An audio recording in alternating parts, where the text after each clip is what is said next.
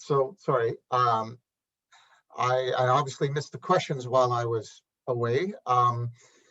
So I think we were told in the first talk how scary it can be coming to a colposcopy clinic, and how we need to be more aware of that and aware of our environment.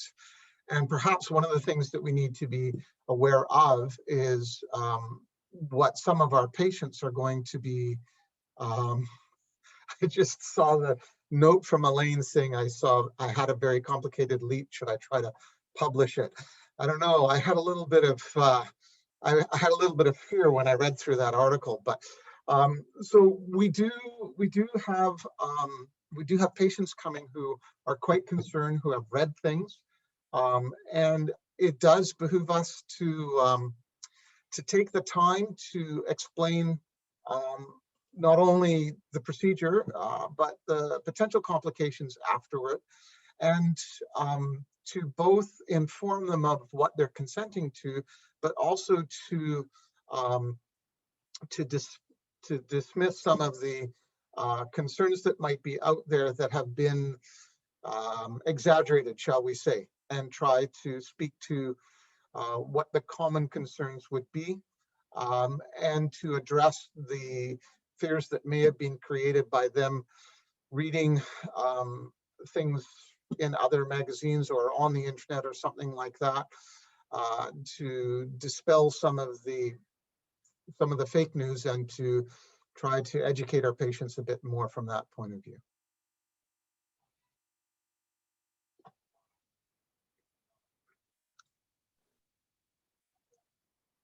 Okay, great. There's one more question about, other than doing a paracervical block to help with discomfort during a LEEP and ECC, is there any other advice that you would have? Well, I mean, certainly you can suggest the patient to pre-medicate, certainly, or we could get them an anti-inflammatory perhaps. We do know that often I'll tell patients before they come in for colposcopic biopsy that some Advil would help them. And we know this as surgeons, that not all pain is pain from the site, but some of it is their level of anxiety coming into the surgery. And so certainly a milligram of Ativan is not going to hurt them, and may certainly help them to deal better with the pain that they are going to experience. Great. Okay, well, we're right on time. Excellent. Despite our technical issues. Thanks, Dr. Robertson. That was very helpful. No problem. Okay, our next speaker is Dr. Julie Irving. Dr. Irving is a subspecialty gynecologic pathologist at the Royal Jubilee Hospital in Victoria. She's a clinical associate professor in the Department of Pathology and Laboratory Medicine at UBC. She completed her residency in anatomic path at UBC in 2003 and a fellowship in gynecologic pathology at the Massachusetts General Hospital in Boston and the Hospital de la Santa Cruz in Barcelona, Spain. She's a consultant gynepath with the BCCA and an associate member of the UBC Department of OBGYN. She's co-authored numerous book chapters, including the WHO classification of female genital tumors and the Blostein's pathology of the female genital tract, has over 50 refereed articles that have been published, and serves as an editorial board member of the International Journal of Gynecologic Pathology. So thank you, Dr. Irving, for joining us, and we look forward to your expertise.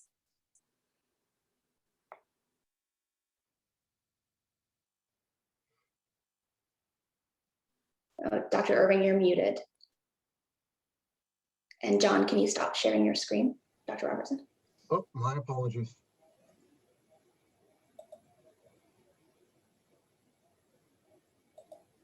Thanks, Ellie. It's just telling me that the host has disabled screen sharing.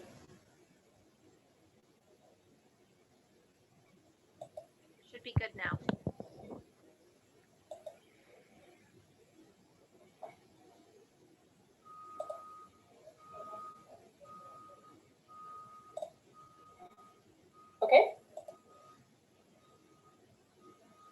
go? Can everyone hear me Yep. all right? Yeah, your Yes, we can slides are see you. Great. showing. Thanks, Lily, for the chance to speak here today, and also to David Quinlan, who extended the invite. I have no financial disclosures, and I'd like to acknowledge the First Nations territory where I'm speaking from today here in Victoria. And so I feel a bit like the elephant in the room. I look at the list of attendees, and I think I'm really glad to spend this next short bit of time with you to talk about a few elements of LEEP from the perspective of a pathologist. And, you know, it's a short amount of time, so I wanted to try to hone in on some features that I see under the microscope that I think reflect possibly an increased risk of recurrence. David alluded to this a little bit in pre-malignant lesions. The emphasis in this talk will be on histologic features of HSIL, and I'll talk a little bit about AIS, and we'll wrap up with talking about the updated WHO classification and SILVA pattern invasion, because this is quite an exciting time. Some great advances in our understanding of endocervical adenocarcinoma and how we in pathology can convey those findings to you on the clinical side to help manage our patients. In Victoria, we practice subspecialized anatomical pathology, and so we have three of us that cover the gynecological pathology service, myself and my colleagues, Dr. Nick van der Westhuizen and Dr. Joyce Leo. So we see everything South Island, and I just wanted to point out that since the screening guidelines last were updated in a significant way in 2016, it's interesting to note, and I'm sure you're well aware, that those that were vaccinated starting in 2008, they're just about coming into the age of screening, which has been postponed to age 25. So that cohort is now kind of around age 24. And also I'll point out that with the reduced frequency of screening to every 3 years, I had a look at just our raw case numbers in Victoria for numbers of cervical biopsies and LEEPs, just to see how that's compared over the last 5 years. And you can see here the number of LEEPs have remained, for some reason 2016 was a big year, and it's remained relatively consistent over the subsequent 5 years. And so far in 2021, we'll be on track, I think, to hit 300-ish LEEPs in Victoria. So relatively consistent numbers, despite that dip in the frequency of screening. And so we'll see that where that goes in the years to come as the vaccinated cohort enters screening age. You can see you haven't seen a cold knife cone here since 2018. Almost never see those. Lots of cervical biopsies. And just to reflect on, I think, what we're trying to achieve with a LEEP for our patients from the perspective of the gynecologist and pathologist. So I think on the left-hand side, I've shown what I kind of think, maybe if I can be so bold as to say what your goals are on the clinical side. And first and foremost, you want to confirm, or in some cases, establish the diagnosis. And on our side, we want to report that diagnosis using our most current terminology. And so if you're getting path reports that are using really outdated terminology like moderate squamous dyskaryosis, you know, we should be, I think it behooves pathologists to be staying as up to date as possible using the most current terminology. You're trying to eradicate the lesion, be it a squamous or a glandular lesion. And for us to try to help you decide whether you've accomplished that, we're going to look at that leaf under the microscope really carefully to assess the extent of disease and see if you have obtained clear margins. Not infrequently, HSIL will coexist with endocervical adenocarcinoma in situ and vice versa. So on our end, we want to give you a more specific grade for the HSIL. In our reporting, we will use this Bethesda terminology HSIL. We will attempt to say whether it's CIN2 or CIN3. we are always on the lookout for subtle foci of AIS, and these can be subtle, and they can have skip lesions. So we're always on the lookout for that, and we're particularly wary of non-HPV glandular neoplasia. And I think one of the most important things about a LEEP is you're excluding or confirming the presence or absence of invasive malignancy. And it's our role in pathology, if we do find an invasive cancer, to provide a substage, because they're going to be stage 1 in the vast majority of cases, using the most updated staging system implemented in 2018. We want to tell you whether there's any lymphovascular invasion. And if it's an adenocarcinoma, in 2021, we should be saying whether that's an HPV or non-HPV associated type, and provide a Silva pattern of invasion. So here's just a little snapshot of the Colpo form. And I just want to point out that, you know, we read this form and it may come to us in various states of completion. And I have to say our gynecologists here in Victoria are really good. And we can mostly, you know, identify the relevant information. This Colpo form might be a way for you to document what you've been done, but for us, this is the only thing we see. And again, in Victoria, I think we have a really great system of being subspecialized, that we have that longitudinal style of practice. So we'll see the biopsy, we'll see the LEEP, we'll see the trachelectomy, we'll see the hysterectomy. That's not always the case in a lot of centers around the province. You may have non-GYN pathologists or general pathologists signing out LEEPs, or you may be, you know, at Vancouver General, where they get very few LEEP specimens to assess.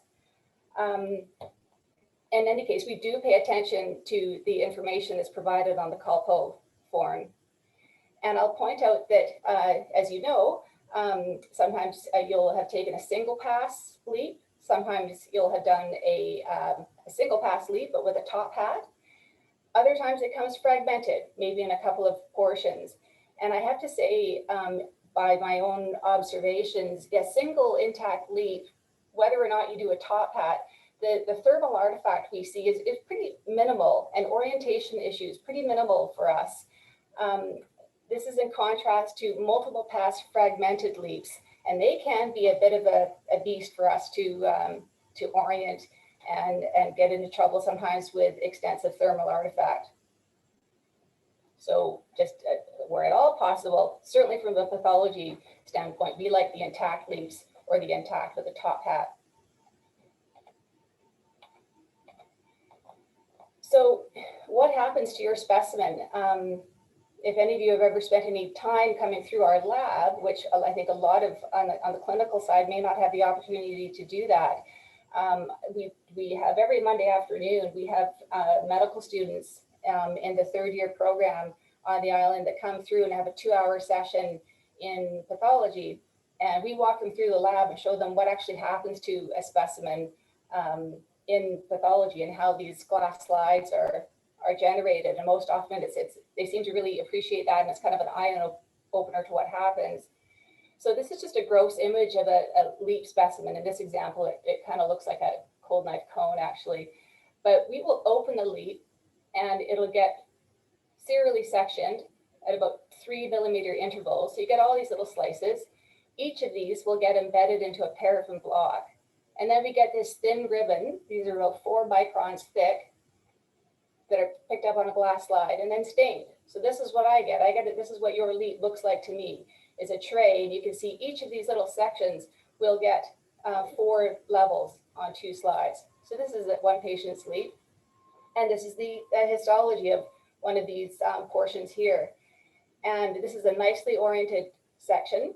It allows us to see margins on 3 dimensions. So you have here squamous epithelium. So this is our ectocervical margin. You have glandular epithelium at this end. This is our endocervical margin. And this non-epithelialized margin, which pathologists call the deep or the radial margin, maybe a better term is the stromal margin. In any case, that gives us a 3-dimensional margin assessment. And here's a lot of the time, LEEPs are pretty straightforward for us. we've accomplished all the things that we set out to do, or that you set out to do by performing the LEEP. We've established the diagnosis. Here's this full thickness dysplastic squamous epithelium, CIN. In this instance, it did show areas that were CIN2 and elsewhere CIN3. So sometimes if we can't clearly say one or the other, we will do a hybrid and say CIN2 to 3. It's clear of the margins. And we always take a look at the endocervical glandular epithelium, which is totally benign here. And it's negative for invasive malignancy. Great. So David showed this slide for the treatment guidelines, and I just want to touch on it, whether there's anything else we can tease out in our pathology reporting that will help you pick up those patients that might be at increased risk of recurrence. What do we see on the glass that might help you predict patients that are at increased risk? So some of these David alluded to, and really importantly, I think, is that patient who's got a persistent high-risk HPV positivity. And I think positive ECC is also really important if it was positive at the time of LEEP. But what about endocervical gland involvement? And what about positive margins? And I'd like to look at those two aspects in a bit more detail. This is the slide I showed earlier, and endocervical gland involvement to a pathologist comes in a variety of appearances. In this case on the left, metaplastic squamous epithelium. This is the normal advancement of the transformation zone, right? You get metaplastic squamous epithelium that replaces that surface, and hence the transformation zone becomes less and less apparent to you at colposcopy. And this is right where we see HSIL developing. And in this case, it's just dipping down into the gland, but that's not really true endocervical gland involvement. I think this is a nice definition of an article in GYN Oncology that came out last year. And you really want to see expansile nests of the HSIL. And by the way, we almost never see LSIL or SIN1 expand glands like this. This is what SIN3 does. So here's a very extensive case of HSIL, CIN3, replacing and expanding the endocervical glands. So is this the same thing? Does this on the right mean a higher risk for your patient to have persistent disease? Well, we're going to look at two examples, and these are two diagnostic sections from pathology reports from LEEPs that I looked at just this past week. So one on the top had a LEEP with a top hat, some involvement of benign glands, close but clear margins. And in the second case, and it brings to mind the talk from Marion's talk this morning, the use of words. And to me, words matter. And I want to reinforce that from a pathology perspective. I think words matter, and how we convey what we're seeing under the microscope to you, I think that matters. So, and I think our gynae group here start to recognize how we report our pathology. And so if I'm using language like, excuse me, circumferential, extensive, and delineating the margin of involvement, I think they hear the message that I'm seeing something different than something like this. So spare me for 1 sec.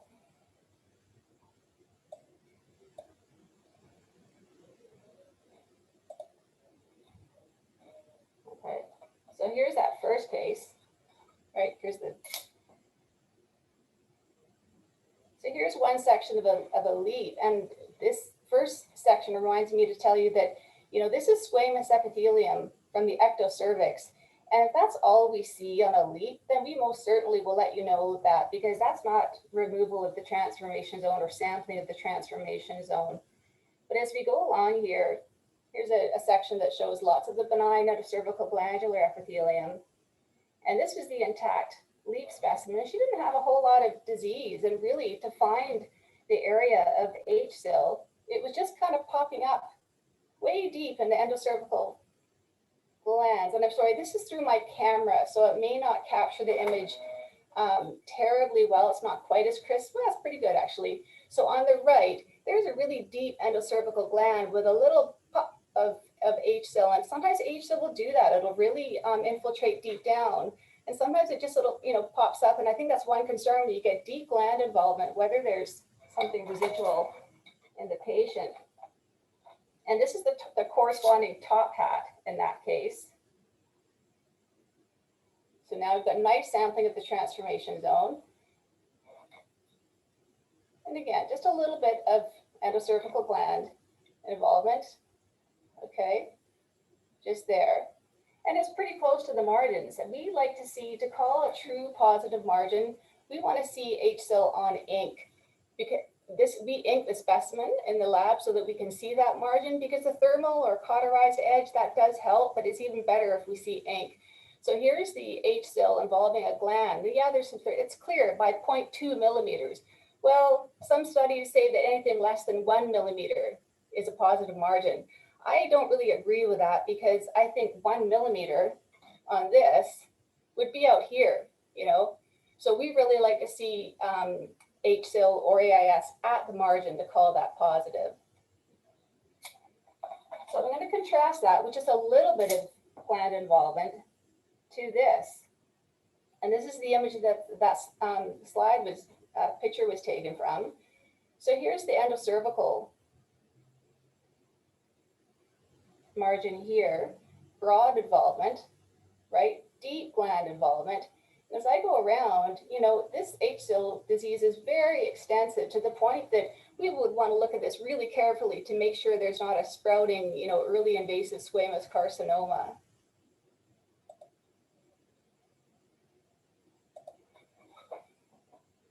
So when we're talking about endocervical gland involvement and how predictive that can be of recurrence, well, it's kind of complicated question to answer, because if you see positive, this is one study that looked at the one I've referred to from GEO last year, and whether, you know, this is a large study, and they found endocervical gland involvement in a really high proportion of cases, almost half of them.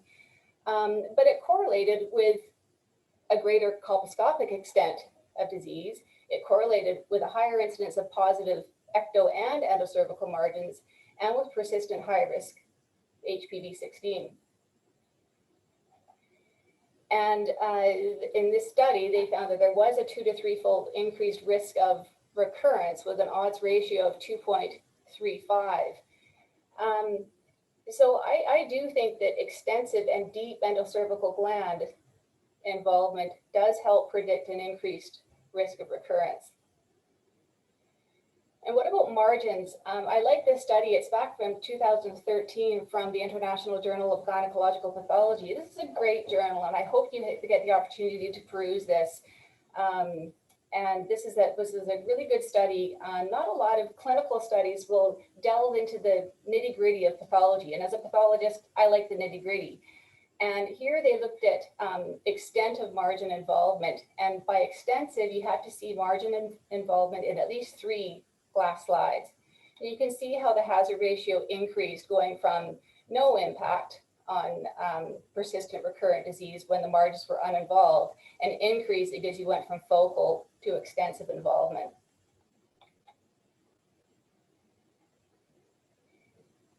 So if you see a path report that has positive margins, has delineation of extensive endocervical gland involvement, I think your concern is, does that patient have an unsampled invasive squamous carcinoma or a residual H-cell higher in the canal that could progress to an invasive lesion? And this is an example of a hysterectomy from an older woman who did have a small occult PT1A1 invasive squamous cell carcinoma on hysterectomy after having extensive gland involvement and positive margins.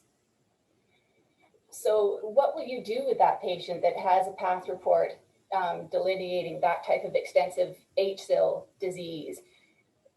By the current guidelines, you know, you're not going to do, probably not going to do a repeat LEEP, but most certainly going to follow up with high-risk HPV testing and a repeat colposcopy with ECC. And I do think that pathologists should be reporting the extent of margin and EC gland involvement, because if you don't have that information, you're not going to be able to use it to help guide your follow-up. So I think it's our job to give that information to you. I'd like to touch on what happens if you get back a path report, our patient has a confirmed diagnosis of HSIL on biopsy, you do the LEEP, and the LEEP comes back negative. And we talked about this at our local gynae journal club a few years back. And a negative LEEP after a biopsy confirmed HSIL is actually fairly common. And this is a synopsis. I did this back in sometime late 2016, I think. And you can see here that recurrence is these are quite large studies, right? Quite large numbers of patients. And most of them found no difference in the recurrence risk of HSIL, whether the LEEP was negative or positive, which is kind of surprising, but there it is, except for one study which did find a significant difference in recurrence rate. And some of the factors that were identified as trying to explain why this were older patients, smaller excision, if it was SIN2 on the biopsy, and so on, and persistent high-risk HPV. So back in 2016, we looked at our own local cases, and we had 256 LEEPs that had a biopsy-proven HSIL. And this was just a look-back study, so it was not scientifically validated or anything like that. It was just me looking back at our cases and the reports. And so 20 of those were found to have LSIL or less on the LEEP after a biopsy proven. So that rate was 8%, which is certainly lower than what the literature would report. This was our usual interval from biopsy to LEEP. The slight predominance of SIN2 on the biopsy compared to SIN2-3 or SIN3. And we look back at the biopsy in all cases, and HSIL was confirmed to be present. So why does that happen, that you've got a biopsy confirmed HSIL, but there's nothing in the LEEP? Well, of course, maybe it spontaneously regressed. Maybe it's a little small lesion that was removed at the time of biopsy. Maybe there's a little lesion that's still in the paraffin block. If it's only ectocervical tissue, perhaps the LEEP didn't adequately sample to eradicate the lesion. There's some suggestion that post-biopsy inflammatory and immune reaction can induce spontaneous regression. But I would say that misdiagnosis is relatively rare. And one thing we have in our toolbox is P16, which is our surrogate marker of high-risk HPV. We don't do HPV testing on tissue routinely. We use P16. And most often we do that when it's SIN2. We like to corroborate SIN2 with a block positive P16. We don't need it for SIN3, but it's very helpful to corroborate our morphologic diagnosis of SIN2. So because most studies show a similar post-LEEP recurrence, whether the LEEP is positive or negative, as long as the transformation zone has been adequately visualized on histology, the same follow-up is recommended. Moving on to endocervical adenocarcinoma in situ, I'm not going to say too much about this. I'm sure many of you are aware that when you get a diagnosis of HSIL in our patients, about 15% of AIS, about 15% of those patients will have an invasive adenocarcinoma on LEEP. And distinguishing extensive AIS from early invasive adeno is a very difficult area for us in pathology. As I mentioned, AIS is prone to skip lesions. That's different from HSIL. HSIL tends to just be, it's continuous, for whatever reason, AIS tends to be skip, involve different areas of the LEEP and have multiple foci. And whether the margins are negative or positive, certainly the positive margins really elevate the patient's risk of having residual disease. So do the negative, the ones with negative margins. Hence the follow-up, whereas margin status doesn't formally enter the guidelines for HSIL, it does for AIS. This is just an image of endocervical adenocarcinoma in situ of usual HPV type. And these are some of the factors that have been shown to increase risk of recurrence when it's a pure glandular pre-neoplastic lesion, if it's more extensive, if the margins are involved. And I would say that, although I'm not going to dive into the literature on this, which is not a lot, I think when you've got positive margins, it is helpful to say what the extent is. Do I have a few more minutes, Lily? I'm okay to just go into this? Just a couple more minutes? Yeah, go ahead. This is great. Thank you. Yeah, I think this is one of the really exciting advances in endocervical adenocarcinoma pathology. The new WHO classification in 2020 is a vast improvement from its precursor in 2014. And so we now have grouped endocervical adenocarcinoma into those that are of usual HPV-associated type and non-HPV or HPV independent. And this is a much better classification than the laundry list approach in 2014.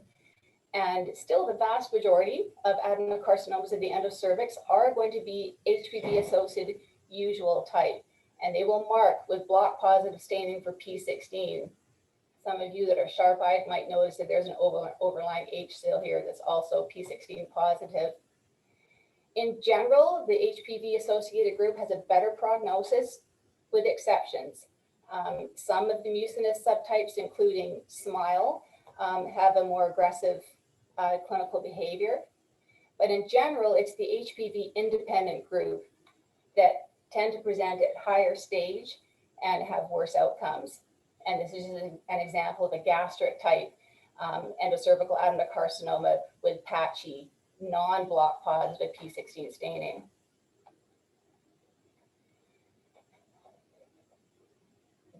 In our local community, Trevor, Mona, David, you guys are going to see your LEEPs that now have a pattern-based classification, the Silva pattern. And this was, we do not do this on biopsy. We need to see it on an excision specimen. So you will see this in our LEEP reports.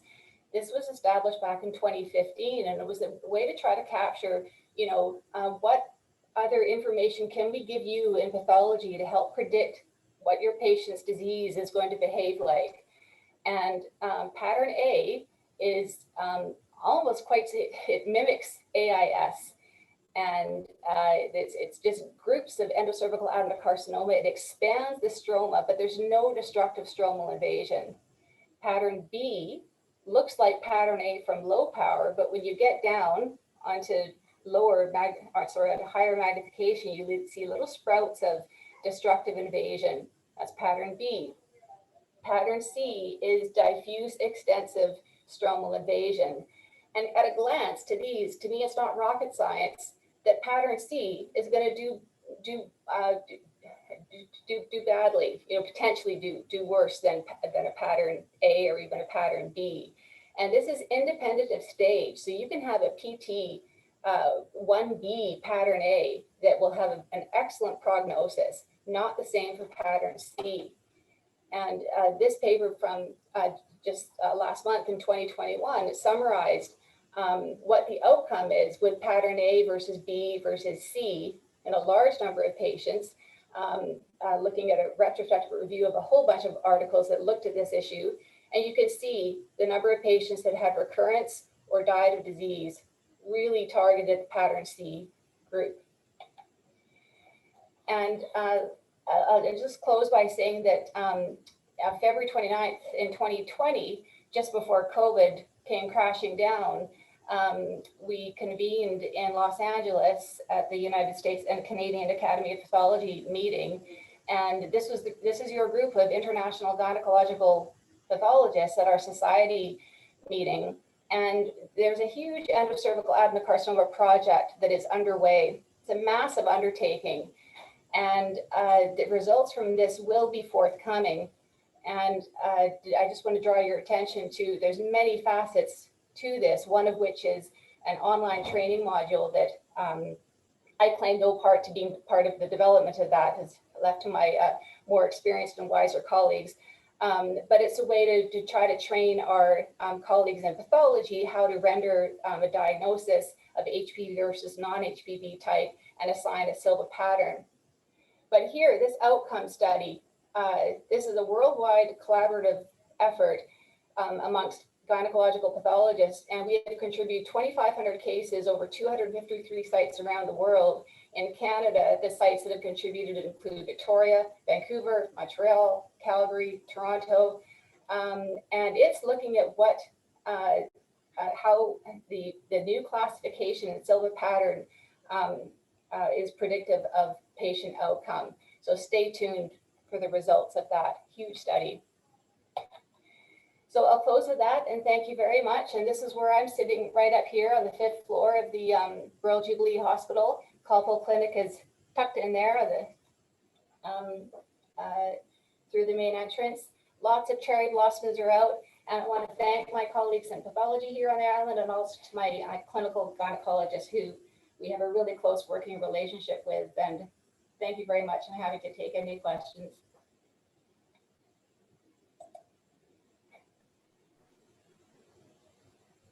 Thanks, Dr. Irving. That was really informative and really lovely. Thank you. So we do have some questions. One about the margin distance in AIS. Is there any prognostic significance of a 1 millimeter negative margin versus a widely negative margin? Yeah, you know, again, you really have to tease and look detailed into some of the studies on margin involvement in AIS. And I think there are 1 or 2 studies that have tried to delineate that. And like I say, it becomes blurred, because if you have, I think the short answer is no. I don't think there's any good studies that have established distance to margins. And as I say, that one of the challenges is that some studies use different criteria for what they even regard as a positive margin, you know, where anything less than 1 millimeter is positive. So I have to say, though, that in our routine practice, when it's AIS, we do some, I can't say universally, but we do sometimes say what the distance is to margins.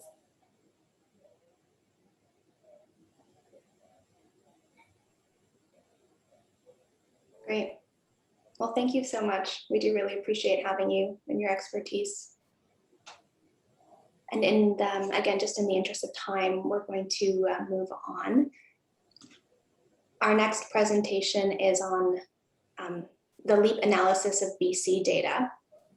And Dr. Moret Lee will be giving us this presentation. You all know Dr. Lee. She's the former provincial colposcopy lead. She's a GYN oncologist at Vancouver General and BC Cancer, did her residency in Queens and came to Vancouver in 2009 for her fellowship, where she has stayed on. She completed her Master's of Public Health at Johns Hopkins in 2015, and her research activities relate mainly to lower genital tract and HPV, and in particular, policy relevant research. So we look forward to hearing about how we're doing in BC. Thanks, Lily. I wish I could see everybody, but I'm looking forward to next year when we might be able to get back to mingling in person. I always enjoyed that part of this meeting, and I know many of you do as well.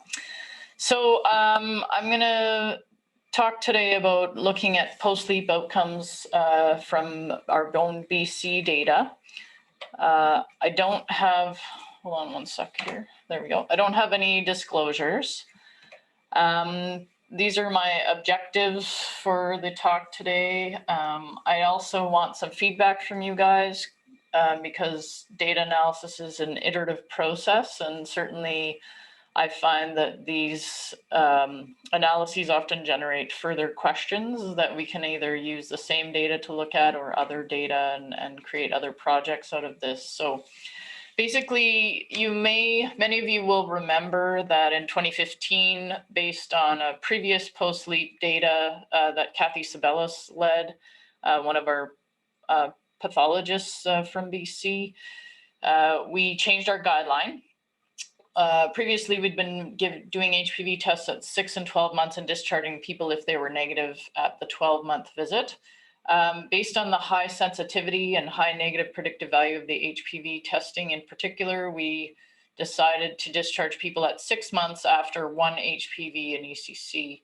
And so just looking back now since then, it's already been, almost 6 years since then by now. And just to make sure that that's safe, and looking in retrospect, looking at the risks of recurrence based on that HPV status. So we looked at a cohort from July 2015. The guideline change went out in June 2015, I believe. We were trying to allow at least 48 months of follow-up using only the first LEEP result if they had more than one LEEP in that time period. And we only used specimens that were positive. So we excluded those that had a negative LEEP specimen, although as Julie said, and I've also looked at this, the recurrence rates are actually similar. But in any case, we kept it to that, and also made sure that people had a valid HPV result and a valid histology result. This is just looking at squamous lesions. So AIS is a different beast, as you know.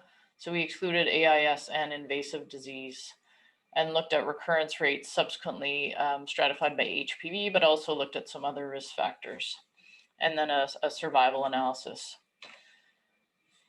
So these are some of our demographics, as well as the cumulative recurrence rates at the bottom. You can see that, interestingly, the HPV negative and positive rates are a little bit different in different health authorities.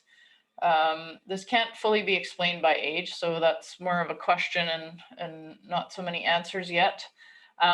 Certainly the HPV positive group at 6 months has a higher mean age, and this was significant, and that is consistent with the literature as well. And we've looked at both SYN2 and SYN3 plus rates, SYN3 being our more accurate surrogate for actual cancer, but SYN2 being our treatment threshold. So I am presenting both of those today. This is I'm just showing you one of the curves. This is a SYN3 plus curve. So this shows you that cumulative recurrence over time, and when most of those recurrences happen, which is in the first couple of years, and then a slower uptake after that. And you see the HPV negative line is fairly flat. So this is not surprising. This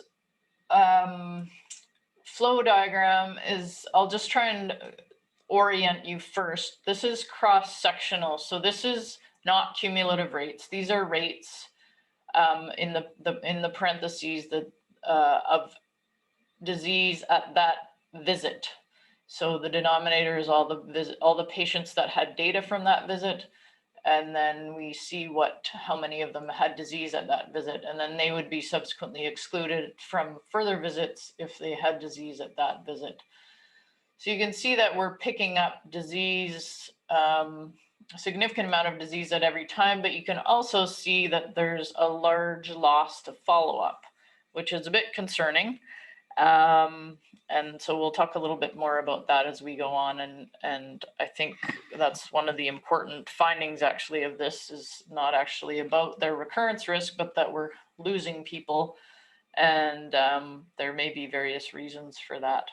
I also have the CIN2 flow diagram. So you can see, again, at the first visit, we pick up about over 20% recurrence rate in the HPV positive group.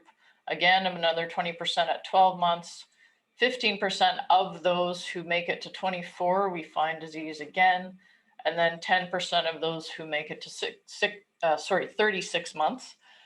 But we're down to 32 patients, and we started with 560. So the numbers become a little less meaningful at beyond this stage. And I guess, interesting to note that we're still picking up significant rates of disease this far out, which I think is important. So cumulative risk, CIN2 plus at 48 months was about a third. In the 3+ category, it's about a quarter, so it's 24-ish%. This is consistent with the literature, which is about 29%. Obviously, there's a range depending on what study you look at. In the HPV negative group, of course, which is what we're looking for in terms of safety of discharge, is we picked up less than 1% of CIN3 plus at that 6-month visit. If you follow those a bit longer, a few will come back for disease, but really it's a very low amount. And again, consistent with the literature as well as consistent with the previous study. We talked about the variable distribution of HPV across health authorities, and then the high loss to follow-up. So more than 25% loss to follow-up at each visit, more than 50% if you go beyond 24 months. So this is concerning, and there's multiple reasons that could be for this, including that we are that these patients aren't coming back. There might be legitimate reasons as well, but certainly I don't think those legitimate reasons explain the full loss. So as with any study, we have some strengths and some limitations. Everything's done at one lab. This is population-based data, so it's fairly generalizable. And we have this provincial program that you are all here for, and so guidelines are out there. Whether they're followed or not is another question, but we at least have a platform and we have guidelines for that, whereas a lot of other places are kind of just willy-nilly doing their own thing.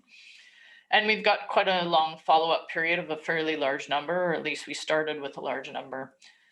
However, we don't know why people were lost to follow-up. Did they have a hist? Did they move? Did they become ill? Did they go to another province? We don't have vaccination status on these patients, and I don't think it's generalizable to a vaccinated population either because of the ages. And then we have limited data on other risk factors for recurrence based on the data that we have in the database is fairly limited. So I think things that we can take away from this are that I think this reaffirms the safety of discharging people at 6 months if they're HPV negative, and also reaffirms our need to continue to follow those who are consistently HPV positive. We obviously need better retention strategies. The program has recently implemented more robust recall with the new facilitated referral program, recalling patients also if they are due for follow-up for Colpo. Clinics have variable strategies, and I don't know how clinics are addressing the recall from the program. We're trying to sort out how to operationalize that without killing everyone at our clinic. So these are things that we need to work on. And I think the other piece which David brought into the discussion is the HPV type. And I think that, going forward, there is more data in the literature out there about which types and what their risks are because they are not the same. And in addition, we will have some of our own data soon because we started using the 1618 other categorization with the Roche assay in 2018. So we're now almost 3 years out from that start. And so I think that's one of the next things to do is to look at those different categories of patients and whether we can stratify further based on HPV type and provide differential management for those patients. So we're over treating and under treating people in terms of our follow-up. In terms of what we do with this data, there's some statistical maneuvers that we were going to do to try and correct for loss to follow-up, or at least to look for what the possible results would be. Depending on how you categorize patients who are lost, and then looking at new acquisition of HPV at 48 months versus the same, and obviously strain specific data will help with that. And then looking at longer term data to see how things go after patients are discharged from colposcopy. And I want to leave lots of time for discussion, so that is all that I have to say.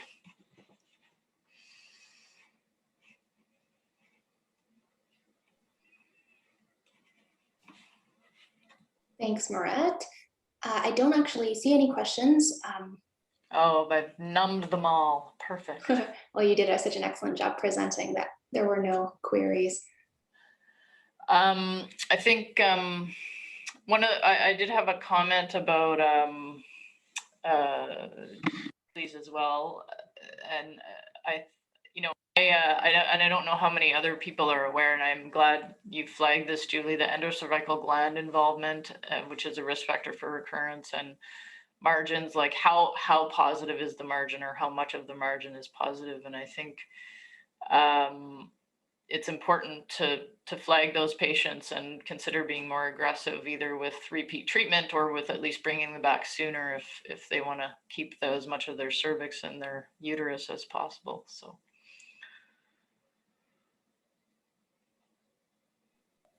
There's a question about how our loss to follow-up compares to other studies.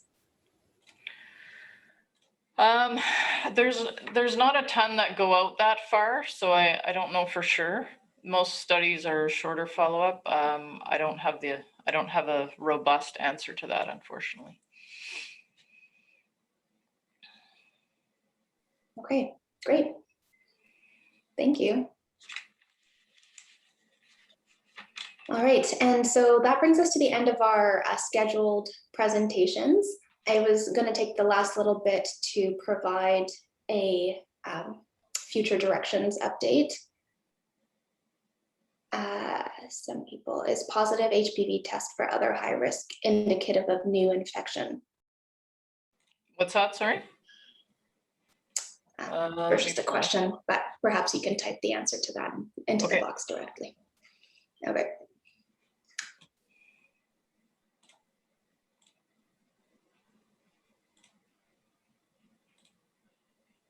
Okay, so future directions. So in 2018, the WHO called on all countries around the world to take action to eliminate cervical cancer worldwide within the century.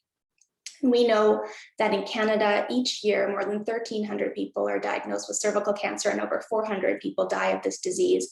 Yet it's a disease that's almost entirely preventable through primary prevention, secondary prevention, tertiary prevention. So in response to this call, CPAC, which is the Canadian Partnership Against Cancer, created an action plan. And this is the action plan at a glance, with 3 different priorities: to improve HPV immunization rates, to implement HPV primary screening, and to improve follow-up of abnormal screening results. And in addition to this action plan, there was a established research fund. So I'm going to just quickly touch on where we're at with implementing HPV primary screening in BC. So HPV primary screening has been recommended since 2016. We know that it identifies the potential for disease at an earlier point than conventional cytology, and that the HPV test is more sensitive and objective than conventional cytology. And then we have high quality data from BC that shows that doing primary HPV screening significantly lowers the incidence of SIN3+ at 48 months compared to when women are screened by cytology alone. So at 2.3 per thousand as compared to 5.5 per thousand. So this leads us to want to begin HPV primary screening in British Columbia, and we're starting with a pilot. It's a primary screening self-collection pilot. So the rationale is that we know that there are improved outcomes with primary HPV testing. Laura showed us at the beginning of our day how COVID-19 has affected our screening with women and not going into get pap tests for 100,000 screens short in 2020 alone. There's no surge capacity within our healthcare system for cytology. So even if those 100,000 women were to go tomorrow, our labs have no capacity to read those all in a timely fashion. And then we hope that doing a self-collection would improve access for people who experience barriers to screening. And we learned about that a bit this morning, our rural, remote, First Nations, LGBTQ, and simply women who don't have time off work to go see a provider. Additionally, there's lots of evidence that shows that self-collected HPV samples are as accurate as provider-collected specimens. So the objective of the pilot is to establish the invitation and recall process with HPV self-collection as a COVID-19 recovery strategy and to enhance screening within the province. And we're going to evaluate response in 3 different cohorts: the never screened, the under-screened, and women who are due for screening, which means that they were screened 3 to 4 years ago, but it's their chance to come up now. We're going to test direct kit mailing, and we're going to use a simple swab for self-collection. So who is going to be invited to this pilot? Essentially, we're using ministry rostered patients to identify communities or groups of communities who meet the criteria for those cohorts, and where the community has the ability to support the numbers that we require for the pilot. And we want to ensure that we assess the uptake of HPV self-collection in harder to reach populations. This is what the algorithm looks like. You can see there's 3 cohorts: cohort 1, the never screened; cohort 2, the under-screened; cohort 3, the due for screening. And just to zoom in to let you know what it's going to look like from a patient perspective, the patients are going to get a pre-invitation letter in the mail where they'll be given the option to opt out or to request a kit online. If they request it online or by phone, they'll receive the kit in the mail. If we don't get a response back, they're going to get a second invitation letter or be randomly assigned to actually just receiving the kit in the mail anyway. Once the kit is in the patient's hand, we hope that it's simple. It's just a simple sort of twisting, swabbing device, and they put it back in the mail and send it back to the lab. This is going to be the triage algorithm. So every woman in the pilot is going to be between age 25 and 69 with an HPV test every 5 years. If the HPV test is negative, they return to regular screening, which would be another HPV test in 5 years. If the HPV test is positive for a high risk type 16 or 18, it's a direct referral to colposcopy. If, however, the HPV test is positive for the other high risk type, so not 16, 18, then there'll be a referral to a primary care provider or a recommendation that they go to a primary care provider for a pap test. If the pap test is normal, then it's repeat HPV test at 12 months. If the pap test shows any abnormality, LSIL plus, it's a referral to colposcopy. So this is the timelines for the project. This month, we're identifying pilot communities and drafting HPV primary care provider and patient materials. We're in the process of drafting guidelines for colposcopists, what to do in the scenarios of HPV positivity. And those will be available mid-June for review by the colposcopy leads in the province.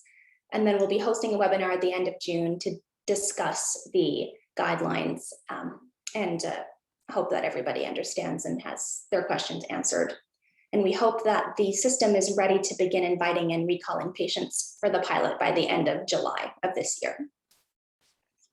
So in the meantime, because I know people have questions about what to do when patients come with positive HPV tests, in addition to your colposcopic assessment, I would encourage you to do cytology, because that would help you to triage the positive predictive values of SIN2+, and then follow the current guidelines based on what their cytology shows.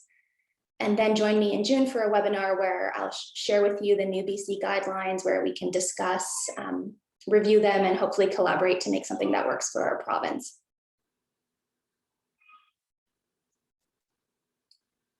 That's it for me. Are there any questions?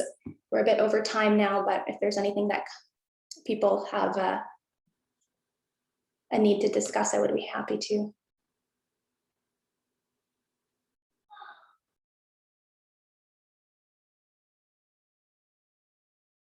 Okay, there's a question about whether vaginal HPV collection post-LEEP could be equivalent to endocervical sampling when there's cervical stenosis.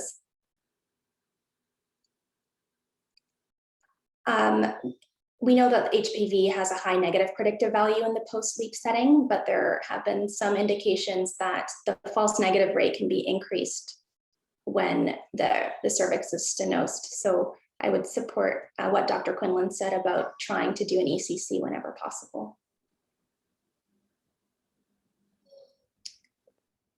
You will, I don't know if you're going to get copies to the presentation, but the recording is going to be available to watch again through the website.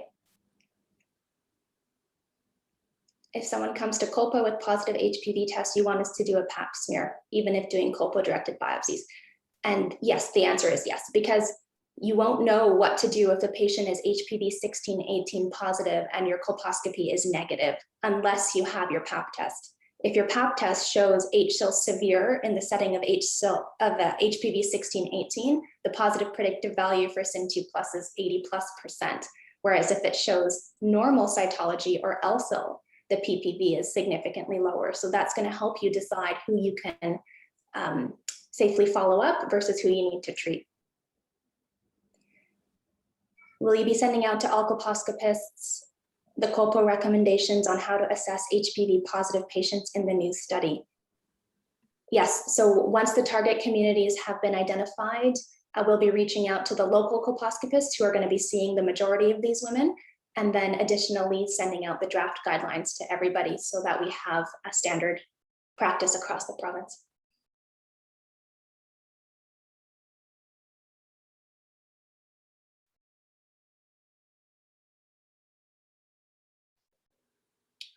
And everybody, yes, will be invited to the webinar in June.